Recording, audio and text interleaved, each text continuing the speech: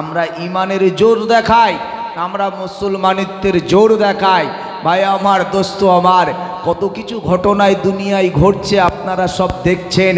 কত নেতা, কত লিডার কত রকম সিদ্ধান্ত নিচ্ছে, কতভাবেই মানুষকে বিভ্রান্তিকর মন্তব্যের ভিতরে ফেলছে, কত রকম ধোঁকা বুকা বানিয়ে আজকে দুনিয়াতে খেলা করছে মুসলমানকে নিয়ে। কারণ এই মুসলমানরা আসল জায়গায় পোক্ত হতে পারেনি। এক নম্বর, মুসলমান আসলে শিক্ষিত হতে পারছে না। মুসলমানরা প্রথম নম্বরে জ্ঞান সঞ্চয় করছে না। মনে রাখবেন, এলেম না থাকলে কিন্তু, জ্ঞান না থাকলে কিন্তু আমরা বরবাদীদের খাতায় চলে যাব। আর তাই আমাদের ঘটছে। কেউ বলছে মদিনার ইমাম, কেউ বলছে মক্কার ইমাম, আবার দেখা যাচ্ছে সে মেদিনীপুরের ইমাম, মুর্শিদাবাদের ইমাম। ভুল বোঝেন না, এগুলো জাতিকে ধোঁকা দেওয়া হয়। আমি ওই জন্য বলছি না, আমি সাপোর্ট করি, কিন্তু এই বিষয়গুলোকে সাপোর্ট করি না, ভুল বোঝেন না। আমি যে কথা আপনাকে বলতে চাইছি, আমাদের ইমানকে নিয়ে ছিনিবিনি খেলা হচ্ছে। কারা? এ যুগের আলেমরা করবে না।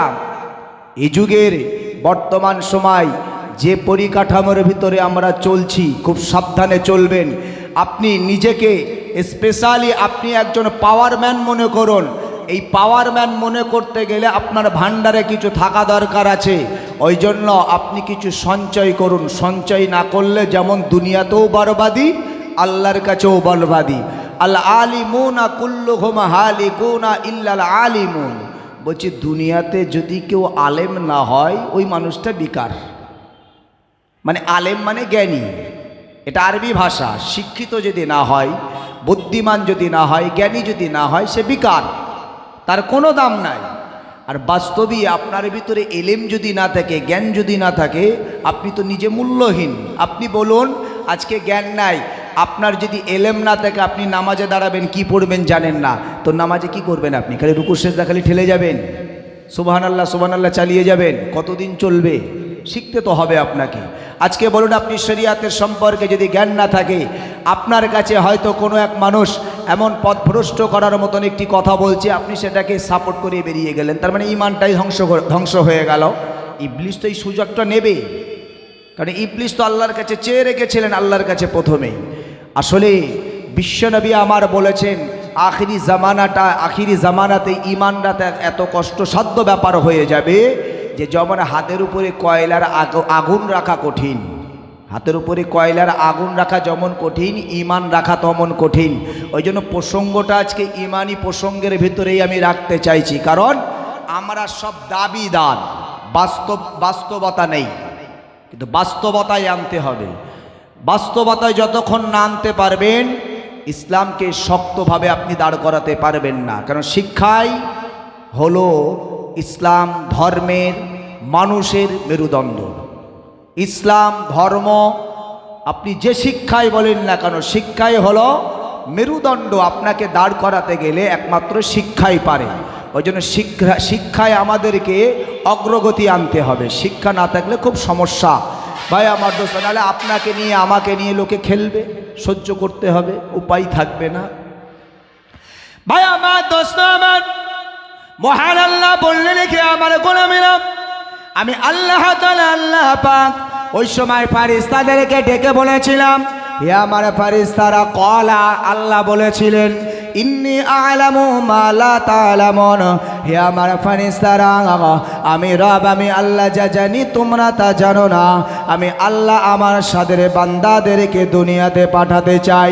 ভাই আমার দোস্ত আমার, বিশ্বনবী সরকারে দু আলম নবীজি সাল্লাল্লাহু আলাইহি ওয়াসাল্লাম হুজুর আমার বললেন, হে আমার উম্মতিরা, যখন তোমরা দুনিয়াতে ভালো ভালো ইবাদত করো, দুনিয়াতে যখন ভালো ভালো কাজ করো, ভালো ভালো আমল করো, নামাজে দাঁড়িয়ে যাও, রোজার মাসে রোজাটা রাখো, যখন অসহায় মানুষের পাশে দাঁড়িয়ে যাও, তোমরা যখন আল্লাহর জন্য আরামের বিছানাকে ছেড়ে দিয়ে যখন জলসার ময়দানে বসে যাও, ওই সময় রব আল্লাহ আরশে আজিমে তিনিও ফারিস্তাদেরকে নিয়ে জলসায় বসে যান। ফারিস্তাদেরকে দেখে রব আল্লাহ বলতে থাকেন, হে আমার ফারিস্তারা, তোমরা আমি রব, আমি আল্লাহ আমাকে বলেছিলে, হে ও আমাদের রব, ও আমাদের আল্লাহ, দুনিয়াতে আপনি প্রতিনিধি পাঠাবেন না। আমি আল্লাহ ওই দিনে বলেছিলাম, কলা, আমি আল্লাহ বলেছিলাম, ইন্নী আ'লামু মা লা তা'লামুন, নিশ্চয়ই আমি আল্লাহ যা জানি তোমরা তা জানো না। কারণ আমি রব, আমি আল্লাহ তোমাদেরকে দেখাই, দেখো দুনিয়ার জমিনে, ওই আপনার গোলা বাড়ির জমিনে তারা এই ঠান্ডার মধ্যে আরামের বিছানাকে হারাম করে দিয়ে এই ঠান্ডাতে বসে বসে শুধুমাত্র আমি আল্লাহ আমাকে সন্তুষ্টি করবে, তারা জ্ঞান সঞ্চয় করবে, তারা দিনের পথে তাদের পরিচালনা জীবন জিন্দেগি করবে, এই জন্য তারা জ্ঞান পিপাসিত হয়ে বসে আছে। আমি রব, আমি আল্লাহ যা আমি আল্লাহ ওই দিনে বলেছিলাম, ইন্নী আ'লামু মা লা তা'লামুন, আমি আল্লাহ যা জানি তোমরা তা জানো না। আমার ফেরেশতারা, আমার গোলাম তারা অপরাধী, আমার গোলামেরা তারা অন্যায় করবে, ভুল করবে, কিন্তু আমি আল্লাহ আবার আমার জন্য তারা যে ইবাদত করবে, এই দেখো দুনিয়াতে আমার বান্দারা ইবাদত করে, জোরে বলা। দুনিয়ার কোনো যুবক যদি ছেলে খারাপ হয়, এই ছেলেটা বারবার ভুল করে, বারবার অন্যায় করে, সমাজের মানুষের কাছেও খুব খারাপ। একদিন এই ছেলেটার দ্বারা একটা ভালো কাজ হয়েছে, সারা গ্রামের লোক বলবো, দেখো ভালো কাজ করেছে, তোর ফুটানি দেখো, একটা জীবনে ভালো কাজ করে ফুটানি দেখো। আর মা যিনি, তিনি কি বলবে, দেখেছ, তুমি বাপকে ডেকে বলবে, স্বামীকে ডেকে বলবে, তুমি তো খোকার ওপরে খুব ক্ষুব্ধ, তুমি খোকার সব খারাপটা দেখতে পাও, আজকে দেখেছো কত বড় ভালো কাজ করেছে। মা বলছে বাপকে ডেকে, মা গ্রামের মানুষকে ডেকে বলছে, আমার ছেলে সবাই খারাপটা দেখে কিন্তু ভালোটা দেখে না, আমার ছেলে কত ভালো কাজ করেছে দেখো। আর পাশের বাড়ির বন্ধু মানুষ, প্রতিবেশী, তারা বলছে, ও এতদিন খারাপ করে করে একটা ভালো করেছে, তোর ফুটানি দেখো, একটা ভালো করে মনে হচ্ছে সব মাফ হয়ে গেছে। আসলে ভালোবাসার যে একটা স্থান, মায়ের হৃদয়ে যে ভালোবাসা, প্রতিবেশী হৃদয়ে সেই ভালোবাসা নাই। তাই মা ভালোবাসার খাতিরে বলছে, সব খারাপ মুছে যায় মায়ের কাছে যখন একটা ভালো কাজ করে, প্রতিবেশীর কাছে সেটা মুছে না। আসলে ভালোবাসা মায়ের হৃদয়ে সন্তানের জন্য সব থেকে বেশি। তাই তো মা বলছে, আমার ছেলের খারাপটা দেখতে পাই, ভালোটা কেউ দেখে না, আমার ছেলে কত বড় কাজ করেছে বলো তো। এটা মায়ের হৃদয়ে সন্তানের জন্য যে অতিরিক্ত বা সব থেকে সর্বাপেক্ষা ভালোবাসা, তার একটা পরিস্ফুটন ঘটলো যে আমার ছেলেকে কতটা আমি ভালোবাসি, এটা একটা জাহির করতে পারলো মা। ঠিক তেমনই রব আল্লাহ, তিনি আমাদেরকে কত ভালোবাসেন। সারাদিন গুনাহ করেছি, সারাদিন পাপ করেছি, নামাজের বিছানায় বসে নামাজ পড়ছি, আল্লাহ বলছে ফারিস্তারা, দেখো ওরা আমাকে দেখে নাই, ওরা আমার হাবিবকেও দেখে নাই, কিন্তু তারা, আমি আল্লাহ, তারা আমার কাছেই হাত তুলে, তারা আরজু করছে, তারা আমার কাছেই কাঁদছে, তারা আমার সন্তুষ্টি লাভের জন্যে দেখো সলাত আদায় করছে, নামাজ পড়ছে, মাথায় টুপি দিয়েছে, লম্বা জামা পরেছে, দোয়ার মাজলিসে বসে বসে জলসা শুনছে। এটা মহান আল্লাহ যে আমাদেরকে সব থেকে বেশি ভালোবাসে তার আর একটা প্রমাণ। যেমন মায়ের হৃদয়ে সন্তানের অতি ভালোবাসার একটা আপনার জাহির করা হলো এই যে আমার ছেলের সব খারাপ মুছে গেল। ছেলে সারা জীবন অন্যায় করেছে, বলছে আমার ছেলের ভালোটা কেউ দেখে না, খারাপগুলোই লোকে দেখে। মা ছেলেকে অত্যন্ত ভালোবাসেন, এই জন্য মায়ের হৃদয়ে এই কথা। তো মনে রাখতে হবে, মহান আল্লাহ আমাদেরকে অত্যন্ত ভালোবাসেন, সেই জন্য আল্লাহ বলেছিলেন, ইন্নী আ'লামু মা লা তা'লামুন, আমি আল্লাহ যা জানি তোমরা তা জানো না। ফারিস্তাদেরকে আল্লাহ বলেছিলেন। আর আমরা যখন ভালো কাজ করি, আল্লাহ ফারিস্তাদেরকে ডেকে ডেকে বলে, ওই দেখো করছে ভালো কাজ আমার গোলামেরা। তাই বলেছিলাম, ইন্নী আ'লামু মা লা তা'লামুন। তো আল্লাহ যে আমাদেরকে এতটা ভালোবাসেন, এতটা পেয়ার করেন, তো তার প্রতিদান তো আমাদের কিছু দেওয়া দরকার। পৃথিবীতে আমরা তো এমনি আসি নাই, পৃথিবীতে আল্লাহর দয়ায় আমরা বেঁচে আছি। আল্লাহ আমাদেরকে পাঠিয়েছেন। কে আমাদেরকে পাঠিয়েছেন? দুনিয়ার কোনো লিডার নয়। মার ক্ষমতা নাই দুনিয়াতে একটা সুন্দর সন্তান প্রসব করা, যদি আল্লাহ দয়া না করেন। কত মায়ের রেহেমের সন্তানরা মারা যায়। ভাই আমার, দোস্ত আমার, ওই জন্য মনে রাখতে হবে আল্লাহর দয়া, আল্লাহর করুণা আপনার কাছে সর্বদা রয়েছে। সেই আল্লাহকে আপনি বোঝার চেষ্টা করুন, আল্লাহকে মানার চেষ্টা করুন। আপনি মুখে খালি স্বীকার করলে ইমানদারের পরিচয় দেওয়া যায় না। মুখে স্বীকার করলে মুসলমান দাবি করা যায়, কিন্তু বাস্তবে রূপ দেওয়া যায় না। মুসলমান হতে গেলে, ইমানদার হতে গেলে আপনার কোয়ালিটি দরকার আছে। আপনাকে ব্যান্ডেড হতে হবে। আপনার ওই দুয়াসলা চাইনার মতন হলে চলবে না, ব্যান্ডেড কোম্পানি হতে হবে। ব্যান্ডেটের একটা মূল স্রোত দেখবেন মার্কেটে আছে। ব্যান্ডেটের সব সময় একটা কদর থাকে। ভাইটা তোমার কি মোবাইল? না আমার এটা আইফোন। বলছে আইফোন? কি মোবাইল তোমার? বলছে বলো না আমার জিওর ফোন। বলছে ও জিও।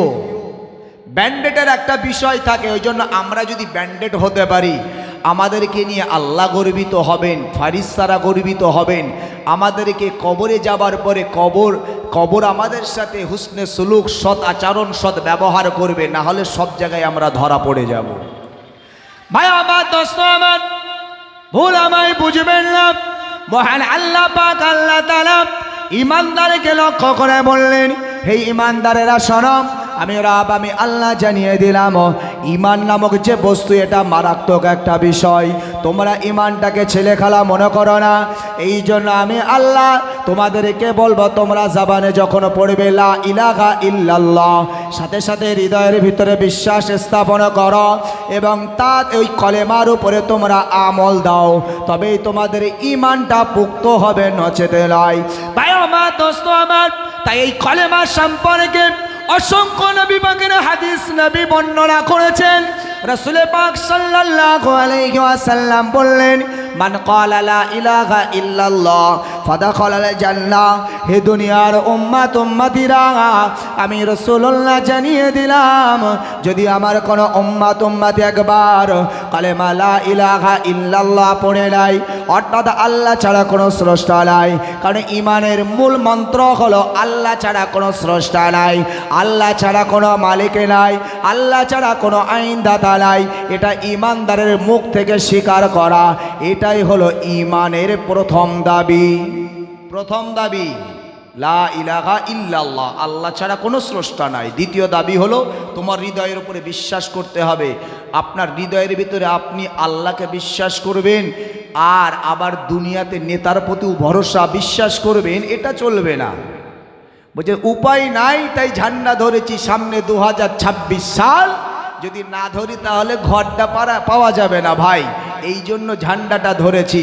তো এর নাম তো ঈমানদার। ঈমানের এই যে কালেমা লা ইলাহা ইল্লাল্লাহ, এর যে বিশ্বাস স্থাপন, এটা সঠিক হলো না। কারণ আল্লাহ বলছেন, ওমা মিন দাব্বাতিন ফিল আরদি ইল্লা আলাল্লাহি রিজকুহা, আমি আল্লাহ দুনিয়ার সমস্ত রেজেকের মালিক। আমি আল্লাহ। রেজেক খালি খাওয়া নাই, ঘর বাড়ি, বিবি বাল বাচ্চা, ধন সম্পদ, যা কিছু আল্লাহর নিয়ামত আমরা দুনিয়াতে পেয়েছি, এই সবগুলি হলো আল্লাহর দেওয়া রিজিক। আল্লাহ বলছে সব কিছুর মালিক আমি আল্লাহ।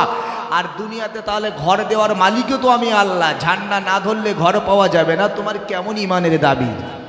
সমস্যা এই জায়গায়, আমাদের ঈমানের এই জায়গায় দুর্বল। ভাই আমার, দোস্ত আমার, তাই বিশ্বনবী আমার বললেন, যদি লা ইলাহা ইল্লাল্লাহ, তোমরা কালেমা লা ইলাহা ইল্লাল্লাহ পড়বে, অর্থাৎ তার দায়িত্বটা যদি তোমাদের জীবনে আমল করো, আমি বিশ্বনবী জানিয়ে দিলাম, দাখালাল জান্নাহ, তবে তোমরা রব আল্লাহর দয়ার জান্নাতে প্রবেশ করবে। অন্য আর এক হাদিসে বিশ্বনবী আমার বললেন, ক্বালা নবী সাল্লাল্লাহু আলাইহি ওয়াসাল্লাম, ক্বালা মাআজ লাব্বাইক ইয়া রাসূলুল্লাহ, শাহাদাতু আল্লা ইলাহা ইল্লাল্লাহ হারামাল্লাহু আলাইহিন নার। বিশ্বনবী আমার সাহাবে মাআজ রাদিয়াল্লাহু তাআলা আনহুকে ডেকে বললেন, হে বাবা সাহাবে মাআজ শোনো। জবাব দিলেন, লাব্বাইক ইয়া রাসূলুল্লাহ। বিশ্বনবী বললেন, শাহাদাতু আল্লা ইলাহা ইল্লাল্লাহ হারামাল্লাহু আলাইহিন নার। হে বাবা সাহাবে মাআজ শোনো, যদি কেউ একবার শাহাদাতের বাণীটা পড়ে নাই, কেউ যদি একত্ববাদের স্বীকার করে নাই, আল্লাহ ছাড়া পৃথিবীতে কোনো স্রষ্টা নাই, আল্লাহ ছাড়া পৃথিবীতে কোনো মালিক নাই, আমি বিশ্বনবী জানিয়ে দিলাম, ওই মানুষটার জন্য জাহান্নামের আগুন আমার আল্লাহ হারাম করে দেন। জোরে বল। জাহান্নামের আগুন হারাম করে দেন। তাহলে কলেমা তো আমরা পড়েছি, শাহাদাতের বাণী তো আমরা অনেকবার পড়েছি, জাহান্নামের আগুন আমাদের জন্য নিশ্চিত হারাম। কারণ আল্লাহ আমাদেরকে হারাম করেছেন, মানে রাস্তা তো দুটো, একটা জান্নাত আর একটা জাহান্নাম। মানুষের জন্যই তো জাহান্নাম আর মানুষের জন্যই তো জান্নাত। কোরআন বলেছে ওয়ালাকাদ যারানা লিজাহান্নামা কাসীরাম মিনাল জিন্নি ওয়াল ইনস। আল্লাহ বলছে আমার জাহান্নাম বানিয়েছি দুই শ্রেণীর, দুই ব্যক্তিদের জন্য। একটা হলো দুইটি গোত্র, দুইটি শ্রেণী, একটা হলো ইনসান আর একটা হলো জিন। মানুষ আর জিন, ইনসান মানে মানুষ, মানুষ আর জিনের জন্যই আমি আল্লাহ জাহান্নাম বানিয়েছি। তো জাহান্নাম যদি হারাম হয়ে যায়, পরবর্তী রাস্তা হলো আমাদের জান্নাত। আল্লাহ কিয়ামতের দিন বিচার করবেন, কারোর জান্নাত কারোর জাহান্নাম। তো জাহান্নাম হারাম হয়ে গেলে জান্নাতে যেতে হবে আমাদেরকে। তো ভাই আমার, দোস্ত আমার, তো কলেমা এমন একটা ইবাদত, মানে ঈমান এমন একটা বস্তু, যদি ঈমানটা আপনার ভিতরে থাকে তবেই তো আপনি জান্নাতে যাবেন। কিন্তু ঈমানটা রাখার জন্য আপনার দায়িত্ব হলো ঈমানের দায়িত্ব, ঈমানের কাজ। সেই ঈমানের কাজ কি? এবার যদি আমরা পরবর্তী হাদিসের ব্যাখ্যাটা নেই, হযরতে মুআজ রাদিয়াল্লাহু তাআলা আনহু রাসূলের কাছে প্রশ্ন করেছিলেন, ইয়া রাসূলুল্লাহ, ইয়া হাবিবাল্লাহ, হুজুর তাহলে দুনিয়াতে যদি কোনো মানুষ কলেমা পড়ে, আমরা যেমন কলেমা পড়েছি, সাহাবী বলেছিলেন কলেমা পড়লো লা ইলাহা ইল্লাল্লাহ, আল্লাহ ছাড়া কোনো স্রষ্টা নাই, মুহাম্মাদুর রাসূলুল্লাহ তার প্রেরিত নবী বা রসুল, যদি কেউ একবার পড়ে নেয় তার জন্য জাহান্নামের আগুন হারাম আপনি বলেছেন। কিন্তু সেই মানুষটার ভিতরে যদি আর অন্য কোনো কার্যকলাপ, নামাজ, রোজা, হজ, যাকাত, আমল ইত্যাদি নাই, তো সেই ব্যক্তির জন্য উপায়টা কি একটু বলুন। ভাই আমার, দোস্ত আমার, বিশ্বনবী সরকার দু আলম নবীজি সাল্লাল্লাহু আলাইহি ওয়াসাল্লাম হুজুর আমার ওই সময় সাহাবী মুআজকে ডেকে বলেছিলেন, এ বাবা সাহাবী মুআজ, এবার আমার প্রশ্ন তুমি একবার বলো, আমি জানতে চাই তোমার কাছে। এ বাবা সাহাবী মুআজ, তোমার কি বিবাহ শাদী হয়েছে? আমার একটা প্রশ্নের জবাব দাও। যে হুজুর আমার বিবাহ শাদী হয়েছে। বিশ্বনবী আমার ওই সময় বললেন, হে সাহাবী মুআজ, তুমি যখন তোমার বিবিকে বিবাহ করতে গিয়েছিলে ওই সময় তোমার পক্ষ থেকে ইজাব দিয়েছিলে। কারণ বিয়ের মূল বস্তু হলো দুটো, একটা হলো ইজাব আর একটা হলো কবল।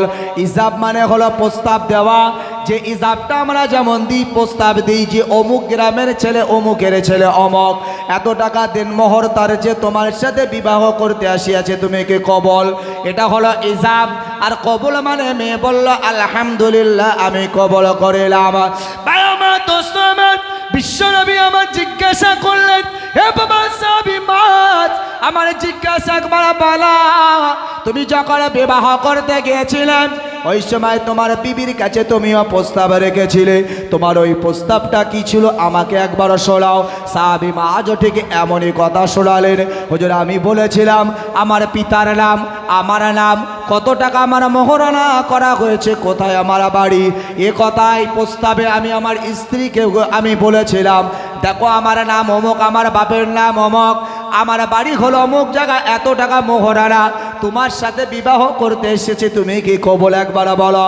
মেয়ে বলেছিল আলহামদুলিল্লাহ কবল। নবী বললেন এতটুকুই প্রস্তাব, যে তুমি তোমার পরিচয়, তোমার বাড়ি, কত মোহরানা, এতটুকু? বলল হ্যাঁ জি। তো মেয়ে গ্রহণ করলো, বলছে আচ্ছা সাহাবী মুআজ একবার বলো, ওই বিবি তোমার বাড়িতে আসলো, আসার পরে তোমার বিবি কি বাড়িতে কোনো কাজকর্ম করে, সংসারের কোনো কাজকর্ম করে?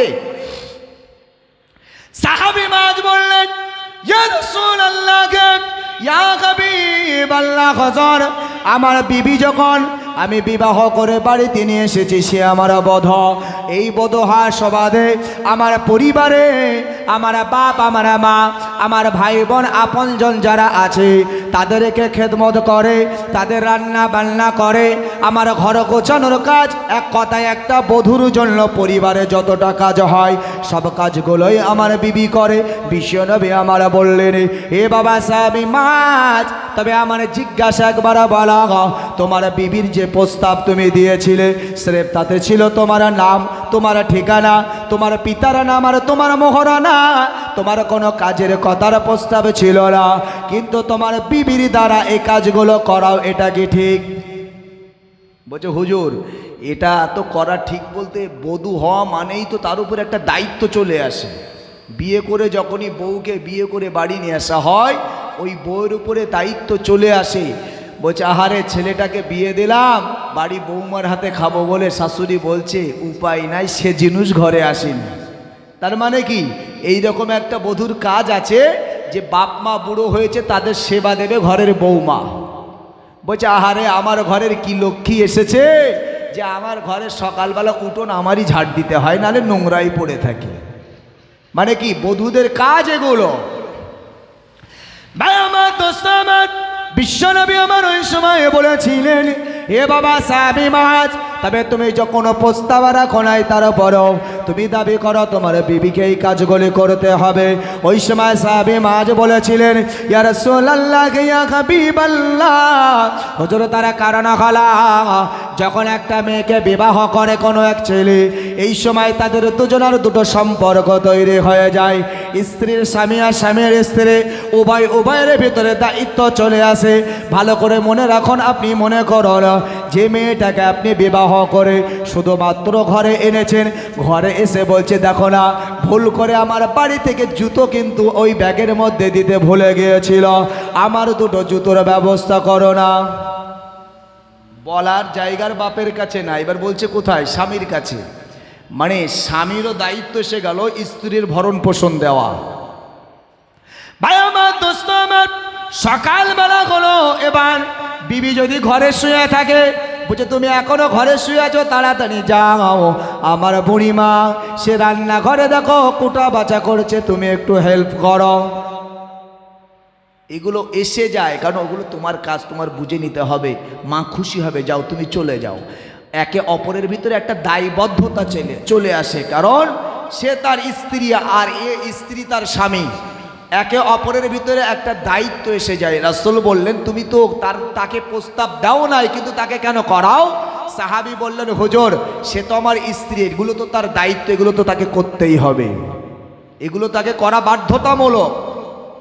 এবার সাহাবী মাজ বলল, তাহলে সাহাবী মাজকে লক্ষ্য করে রাসূল বললেন, তাহলে কোনো আমার উম্মাত যদি কলেমা পড়ে আল্লাহ ছাড়া কোনো স্রষ্টা নাই, আল্লাহ ছাড়া কোনো আইনদাতা নাই, আল্লাহ ছাড়া কোনো মালিক নাই, যে মুখে কথাগুলি স্বীকার করলো সে একজন ইমানদার বেনে গেল, তারও একটা সার্টিফিকেট। স্ত্রী কবুল বলল, তার বিবি স্ত্রী হয়ে গেল। যখন সে আল্লাহ ছাড়া স্রষ্টা নাই স্বীকার করলো, সে ইমানদার হয়ে গেল। রাসূল বললেন, কোরআন দিয়ে ওয়াজ করলেন, মহান আল্লাহ তো ইমানদারের দায়িত্ব আল্লাহ নিজে বুঝিয়ে দিয়েছেন। ভাই আমার, দোস্ত আমার, কোরআনে কারিমে আল্লাহ এবার ইমানদারের দায়িত্ব বোঝান। ইয়া আইয়ুহাল্লাযীনা আমানু, হে আমার ইমানদারেরা, হে আমার বিশ্বাসীগণেরা, আমি রব, আমি আল্লাহ, তোমরা যারা আমার উপরে বিশ্বাস করেছ, আমি আল্লাহ ছাড়া স্রষ্টা নাই, আমি আল্লাহ ছাড়া মালিক নাই, আইনদাতা নাই, তোমরা যারা যাবারে স্বীকার করেছ, এবার আমি রব, আমি আল্লাহ তোমাদেরকে ইমানদার হিসাবে বিবেচিত করলাম। এবার তোমাদের দায়িত্ব তোমরা বুঝে নাও। ঈমান আনার পরে ওদখল, কোরআনের বাচন ভঙ্গিটাও আপনাকে বুঝতে হবে। আল্লাহ বলছে ওদখল, আল্লাহ বলছেন তোমরা প্রবেশ করো। সব জায়গায় প্রবেশ বাক্যটা কিন্তু মানানযোগ্য নয়। রাস্তা দিয়ে যদি কেউ প্যান্ডেলের ভেতরে ঢোকে, যদি আপনার কোনো মাদ্রাসা মসজিদের ভিতরে ঢোকে, ঈদগাহ ময়দানে যদি প্রবেশ করে, কোনো বাড়িতে যদি ঢুকে পড়ে, এই সময় এই বাক্যটা এই জায়গায় মানানযোগ্য, যার একটা বাউন্ডারি প্রাচীর আছে, যে ওই মানুষটা বাড়িতে প্রবেশ করেছে, ওই মানুষটা মসজিদে প্রবেশ করেছে, এটা হলো কোরআনের বাচন ভঙ্গি। কোরআন বলছে ওদখল, আর দুনিয়ার গোলাম, হে ইমানদার, তোমরা আর বাইরে খোলামেলা চলো না। এবার আমি আল্লাহ বলবো তোমরাও একটা বাউন্ডারির ভেতরে প্রবেশ করো। ভাই আমার, দোস্ত আমার, সেই বাউন্ডারিটা কি এটা আমাদেরকে জানতে হবে। আল্লাহ আগে বলছেন ফিসিলমি, সে বাউন্ডারিটা হবে ইসলামের বাউন্ডারি, তোমরা ইসলামের বাইরে যেতে পারবে না। আর আমি আল্লাহ, যে ইসলামকে আমি আল্লাহ মনোনীত করেছি, সেই ইসলামের বাউন্ডারির ভিতরে তোমাদেরকে প্রবেশ করতে হবে। এবার যদি আমরা বলি না আমরা সব সময় ঠিকঠাক পারছি না, কিছু করবো আর কিছু ছাড়বো, কিছু মানবো আর কিছু করবো না। এইভাবে আমরা যদি আমাদের ইচ্ছে মতন করি, আল্লাহ তাও এই আয়াতে আমাদেরকে জবাব দিয়ে দিলেন। আমাদের ভেতরে কিছু মানুষ আসে, জুম্মার দিনে যদি মসজিদে যাওয়া যায় কাতারে জায়গা পাওয়া যায় না, আর 5 ওয়াক্ত মসজিদে মুসল্লি খুঁজে পাওয়া যায় না। কথা ঠিক না বল? জুমার দিনে গিয়ে কাতারের লোক, কাতারের জায়গা পাওয়া যায় না। বলছে কি হলো? বলছে কিছু করার নেই, একটা বিচের নিয়ে বাইরে বসো, ভিতরে তো আর জায়গা নাই, নাহলে দোতলায় চলে যাও, নাহলে রোদ্রে গিয়ে পড়ো, ইত্যাদি ইত্যাদি, জায়গা নাই জুমার দিনে। আর 5 ওয়াক্ত সময় মুসল্লি খুঁজে পাওয়া যায় না। কিন্তু আল্লাহ এখানে কথাও বললেন, ইমানদার সে কখনো তার মনের ইচ্ছে মতন সে আমল করতে পারবে না। আল্লাহ বলছে কাফা, ইমানদার আমার, আমি যে আদেশ এবং নিষেধ, আমি যে আদেশ এবং নিষেধ রেখেছি পূর্ণাঙ্গভাবে তাদেরকে পালন করতে হবে। যদি না করে তারা শয়তানের অনুকরণ করে ফেলবে, কারণ শয়তান সর্বদা আমাদেরকে ধোঁকা দেওয়ার জন্য প্রস্তুত হয়ে আছে। আল্লাহ তাই বললেন, ইন্নাহু লাকুম আদুউম মুবিন, নিশ্চয় ইবলিস শয়তান তোমাদের বন্ধু নয়, বরং তোমাদের প্রকাশ্য দুশমন। আল্লাহ এই আয়াতের বীজখানেই এ কথা বলেই কাফা, পরিপূর্ণ মানো, না হলে ওয়ালা তাত্তাবিউ খুতুওয়াতিশ শাইতান, তোমরা শয়তানের অনুসরণ করো না। কারণ ইসলামের বাউন্ডারির বাইরে চলে যাওয়া মানেই শয়তানের অনুসরণ করা। আর শয়তান ওত পেতে বসে আছে, সে তোমাদের বন্ধু নয়, তোমাদের প্রকাশ্য দুশমন। ভাই আমার, দোস্ত আমার, আসলে ইবলিস তো শয়তান আগে ছিল না। ইবলিস কিন্তু বড় আলেম ছিল। কত বড় আলেম? সে ফারিস্তাদের টিচার ছিল, মাস্টার ছিল, ওস্তাদ ছিল। সে কিন্তু ফারিস্তা নয়, ও জিন জাতি, কিন্তু তারপরেও ফারিস্তাদের টিচার ছিলেন তিনি। তাহলে কত জ্ঞানী ছিলেন। মুআল্লিমুল মালাইকা বলা হয়, মালাইকা ফারিস্তাদের মুআল্লিম, আরবিতে মুআল্লিম, আর আমরা ইংলিশে টিচার, মাস্টার ইত্যাদি ইত্যাদি বলি। ভাই আমার, দোস্ত আমার, তো এই ইবলিস শয়তান তখন শয়তান ছিল না, তখন মালাইকাদের টিচার ছিল। এই ইবলিস শয়তান কখন হয়েছে? কারণ আমাদের যে প্রকাশ্য দুশমন, সেটাকে বোঝানোর জন্য একটু আমি বলছি। ভাই আমার, দোস্ত আমার, ইবলিস শয়তান একটা সময় রব আল্লাহ পাক আল্লাহ তাআলা ওই ইবলিস শয়তান সহ সমস্ত ফারিস্তা মণ্ডলীকেও ডাক দিলেন। এবার ওই সময় আমার আল্লাহ পাক আল্লাহ তাআলা এই দুনিয়াতে আমাদেরকে সৃষ্টি করবেন। সূচনা লগ্নে যে নবীকে পাঠিয়েছিলেন, যার নাম হলো আদম সাফিউল্লাহ, এই আদম নবীর টেকচারকে বানালেন। এবার আমার আল্লাহ ডেকে বললেন, উসজুদুলি আদম, তোমরা সবাই আদমকে সেজদা করো। ওই সময় সমস্ত মালাইকা ফারিস্তারা সেজদা করলো, ইবলিস শয়তান সেজদা করলো না। যতটুকু প্রয়োজন ততটুকু আমি বলছি। ইবলিস শয়তান যখন সেজদা করলো না, আমার আল্লাহ ডেকে বললেন, হে ইবলিস, কেন তুমি সেজদা করো নাই? তুমি সেজদা করো। সবাই সেজদা করলো। এমতো সবাই ইবলিস শয়তান আল্লাহকে ডেকে বললেন, হে আমার রব, হে আমার আল্লাহ, আমি সেজদা করতে পারবো না। তার কারণ আমি হলাম জিন জাতি, আমাকে আপনি আগুন দিয়ে সৃষ্টি করেছেন, আর আপনি আদমকে মাটি দ্বারা সৃষ্টি করেছেন। ওগো রব, ওগো আল্লাহ, যখন আগুন জ্বালানো হয়, আগুনের ধর্ম হলো উদ্যোগামী, আকাশের আগুনের সীসাটা উপরের দিকে যায়, আর মাটিকে যখন ছাড়া হয়, মাটির ধর্ম হলো নিম্নমুখী। হে রব, হে আল্লাহ, আমি ইবলিস আজ আপনার দরবারে বলবো, এটা আমার জন্য ইনসাফ হচ্ছে না। যার ধর্মটা উদ্যোগামী আপনি তাকে নিচু করতে চান, আর যার ধর্মটা হলো নিম্নমুখী আপনি তাকে উঁচু করতে চান। এটা আমার কাছে ইনসাফ সদ্বিচার মনে হলো না। এই জন্য আমি ওই আদমকে সেজদা করলাম না। এমত সময় রব আল্লাহ ডেকে বললেন, ওগো ইবলিস শোনো, আমি রব, আমি আল্লাহ তোমার সৃষ্টিকর্তা। আর যে আদমকে আমি দুনিয়াতে সূচনা করব, আমি আল্লাহ যে আদমকে সেজদা করার কথা বলেছি, এই আদমের সৃষ্টিকর্তা হলাম আমি রব আল্লাহ। কিন্তু ইবলিস, তুমি জানো না আমি রব রব আমি আল্লাহ তোমাদের দুইজনের মালিকই হলাম আমি আল্লাহ, আবার আমি তোমাকে আদেশ করেছিলাম সেজদা করার জন্য, কিন্তু না না, তোমার জাতকে তুমি তোমার জাতের প্রতি অহংকার করলে। তুমি আগুনের তৈরি আর সে মাটির তৈরি।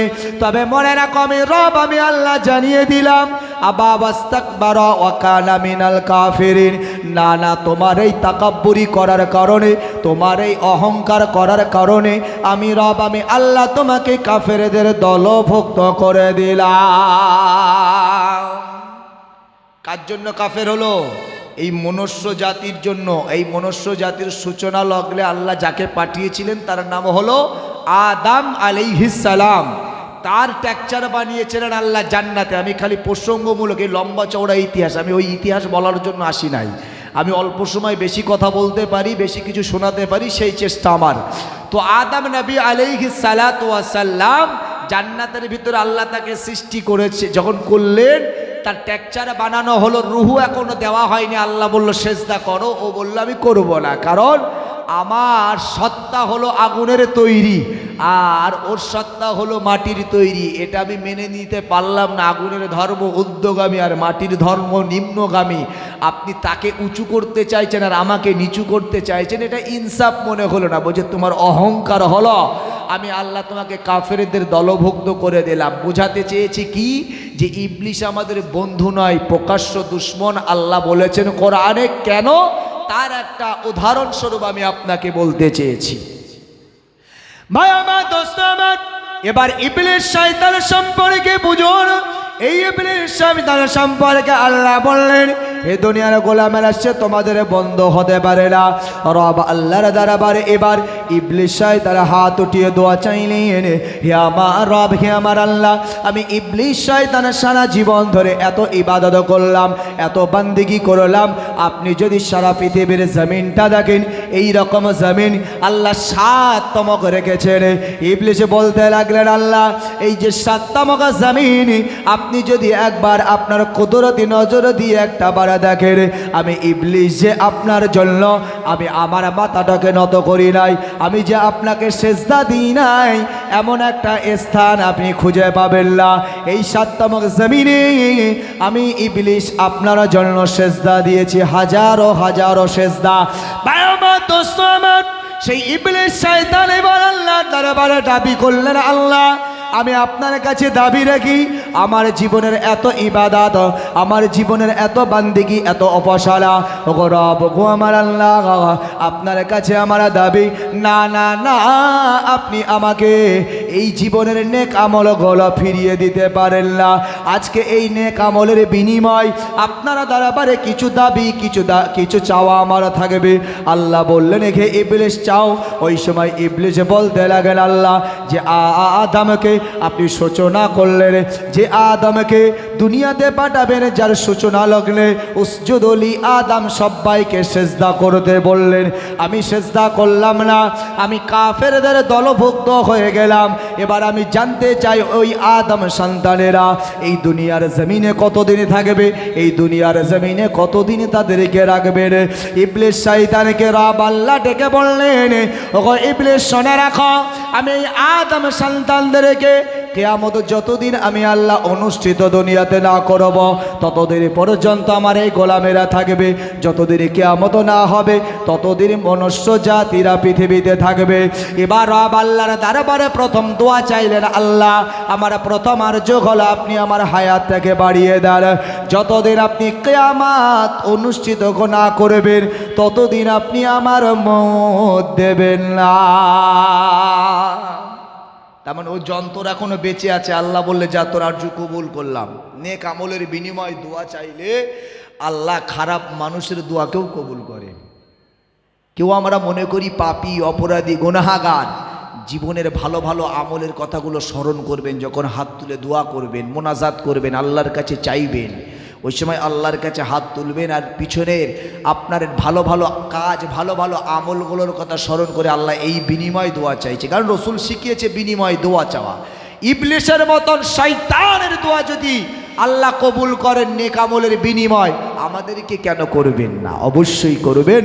তো আল্লাহর কাছে তিনি দ্বিতীয় দোয়া চাইলেন, আল্লাহ আপনি আমাকে অনেক দোয়া চেয়েছিলেন, তার ভিতরে ইম্পর্টেন্ট যেটা আজকের বিষয়ের উপরে নির্ভর করছে সেই রকম একটা প্রসঙ্গ। ইবলিস বললেন, আল্লাহ তবে আপনার কাছে আমার দ্বিতীয় আরজু হলো আপনি আমাকে এমন ক্ষমতা, এমন পাওয়ার দেন যেন আমি এই আদম সন্তান যাদের জন্য আমি এত ইবাদত, এত বান্দিগি, এত কষ্ট, এত মেহনত সব বিফল হয়ে গেল, তবে এদেরকেও আমি দুনিয়াতে আমি আল্লাহ সুখে, আমি ইবলিস সুখে থাকতে দেব না। আপনি আমার ভিতরে এমন পাওয়ার দেন যেন আমি ওদের শিরা উপশিরায় ঢুকে আমি যেন ওদেরকে ধোঁকা দিতে পারি।